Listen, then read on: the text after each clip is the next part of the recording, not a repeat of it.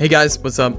I thought I'd bring you guys another Anime Sagas video because this game is actually pretty enjoyable. I know some people really hate it, it's whatever, but I think it's pretty enjoyable, and I want to bring you guys a quick little tier list because I've been seeing a lot of people ask me like, who's good, who should I summon for, blah blah blah, stuff like that. So I wanted to bring you a quick video showing you who to summon for, who's good.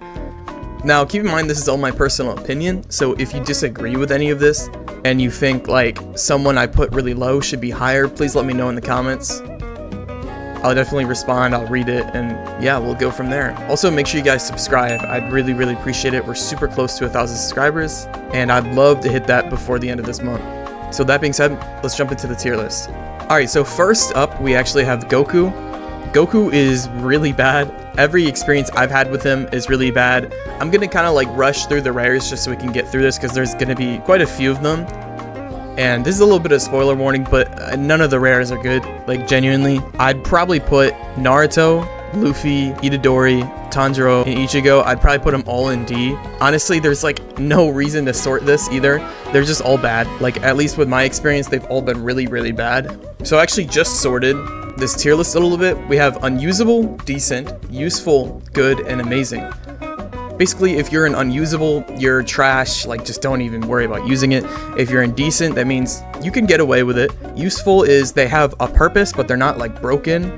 Good is just they're a good unit, they're all around, they can do everything. And then amazing is just you could literally only use them and get away with it. So I sorted it just like this really fast because I actually want to move some of the rares up because some of them aren't unusable. One I would move up to decent is Goku, Itadori, and Tanjiro. I actually think they're usable. They're not like amazing, but they're definitely usable. I would also move Ichigo up here. Next up we have Sanji. So there's only going to be one epic that's in unusable, just a little spoiler warning. I'm going to put Sanji at the top of decent.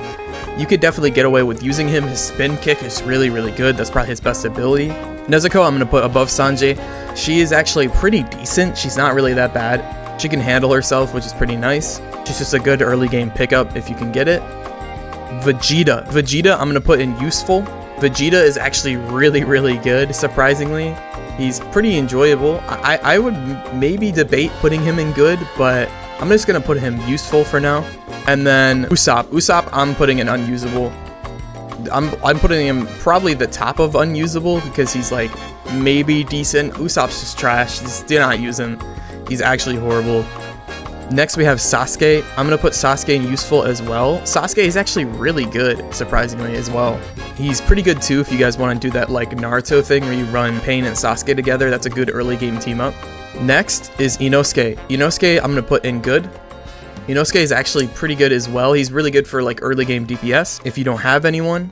Next we have Pain. I'm actually going to put Pain in amazing. And the reason I'm putting Pain there in amazing is because Pain has two really good abilities. One is his pull-in. His pull-in ability is super strong and is really helpful because you can pull everyone on and then switch to someone else and then just do some like big AoE attack because it pulls them all into like just one circle and you can just all hit them. And then he has an AoE push that's basically the opposite, which instead of pulling them all in, he just jumps up in the air and then pushes everyone away. Super useful. He does pretty good damage. He has pretty high HP as well. So for that reason, Pain's going in amazing. I think he's definitely very usable. He's very good. For Zoro, I'm probably going to put Zoro right above Inosuke. Zoro's kind of the same thing as Inosuke. He's just good damage. He just does like quick bursts of damage. He's not... The reason I put Pain above him is because Pain is more useful in my opinion. I feel like you're just going to get more use out of his support abilities and stuff like that. Next we have Gohan. So Beast Gohan, I am not entirely sure if I should put him in good or amazing. The thing with Beast Gohan is he's practically a mythical with the amount of damage he does. Like his ultimate Kamehameha does a lot of damage. So honestly, for that reason, I feel like I'm gonna put him at the bottom of amazing. He's like on the cusp of being a mythic, but he's just not there. And Pain, as I said, I still think his support is way more useful. Mochi, we're gonna put at the top of good. Mochi's just a good support, does a lot of damage. His abilities are really useful. And then here we go. We're finally at the mythics. So first we have Doma. If you don't know, Doma is one of the upper moons from Demon Slayer. He attacks with ice and a bunch of like stuff like that.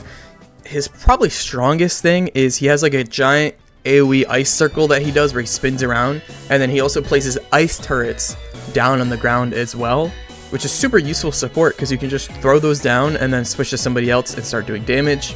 I'd say the worst thing about Doma is his ultimate is pretty underwhelming. Like compared to all these other mythics, his ultimate is definitely the most underwhelming. So for that reason, I'm probably gonna put him, I think, right below Pain, because I think Pain, as I said, is just doing more for your team, especially if you have that third slot unlocked. I'm thinking about this tier list, by the way, in the aspect of you have every single slot unlocked, you're trying to make a full team. I think Pain is like a perfect slot 3, because you can just throw him in there, have him do his support, and then leave, and then go to your DPS.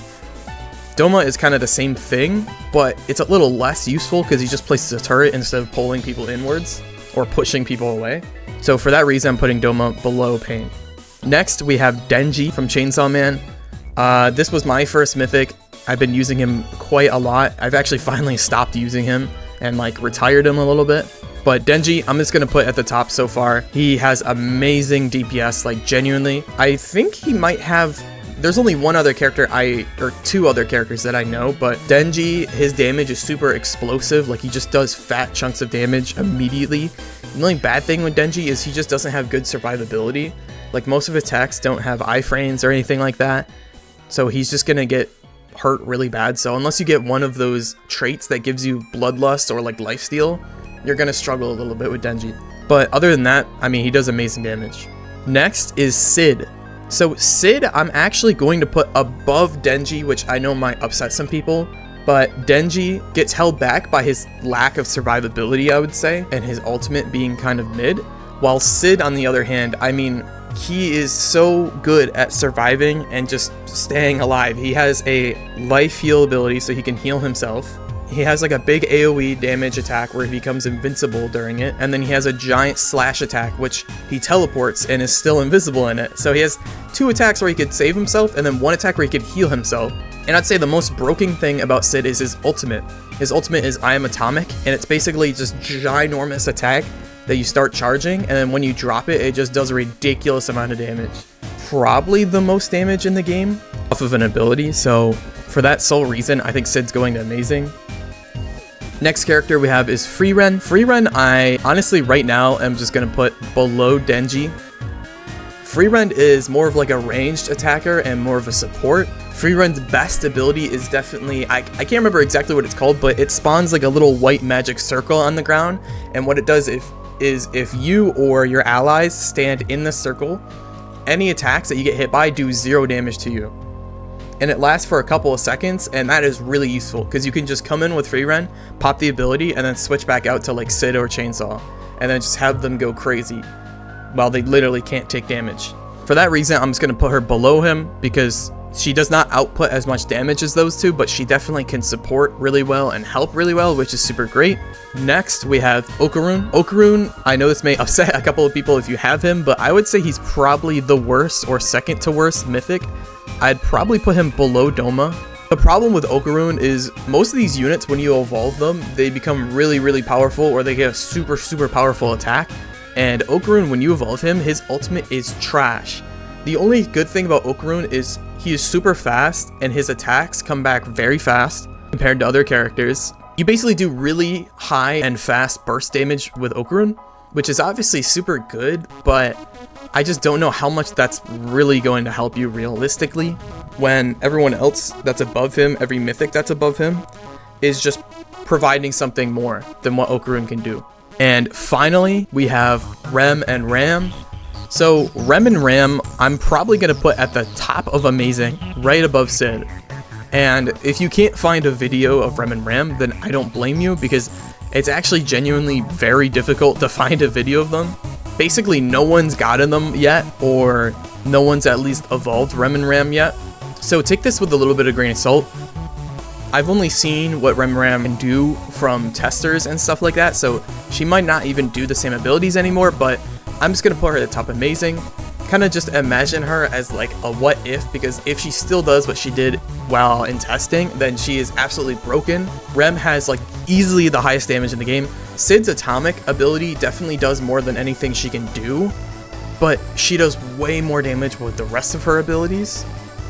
And she has amazing survivability. Like she can just sit there forever.